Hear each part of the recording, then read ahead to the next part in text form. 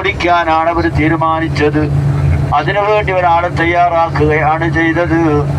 ഇൻഷാ അല്ലാഹ് അവർ റസൂലുള്ളാഹിനെ എറിയാൻ തുടങ്ങിയ സ്ഥലം നമ്മൾ വാഹനത്തിൽ ഇരുന്ന് കാണും. അല്ലാഹുവിന്റെ റസൂൽ അങ്ങോട്ട് ചെന്ന സമയത്ത് ഉപദ്രവിച്ചു. അവരുടെ ഏറുകൊണ്ട് പുന്നാരി നബിന്റെ കാലിൽ തട്ടി മുറിവുണ്ടായി രക്തം ഒലിച്ചു. ക്ഷീണിച്ചൊരു ഭാഗത്ത് ചെന്നിരുന്നു. ഒലിച്ച് ക്ഷീണിച്ച അവശനായി ബുദ്ധിമുട്ടി പ്രയാസപ്പെട്ടിരിക്കുകയാണ്. ആ ത്വായിഫുകാരെ നീ നശിപ്പിക്കണം, നബിയെ നീ രക്ഷിക്കണം.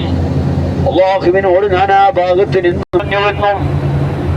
ബഹുമാനപ്പെട്ട മലക്ക് ജിബ്രീൽ അലൈഹിസ്സലാത്തു വസ്സലാം തങ്ങൾ മീകായിലിനെയും കൂട്ടി അള്ളാഹുവിനെ സമീപിച്ചുകൊണ്ട് പറഞ്ഞു, യാ അല്ലാഹ്. ബഹുമാനപ്പെട്ട മലക്ക് ജിബ്രീൽ അലൈഹിസ്സലാത്തു വസ്സലാം നബിന്റെ അരികിൽ വന്നുകൊണ്ട് പറഞ്ഞു, നബിയേ, ഞാൻ ജിബ്രീലാണ്, എന്റെ കൂടെ വന്നത് മീകായിലാണ്. നിങ്ങൾക്കറിയാലോ, ഞാൻ ഒരു ശബ്ദം പുറപ്പെടുവിച്ചാൽ മീകായിലാണ്.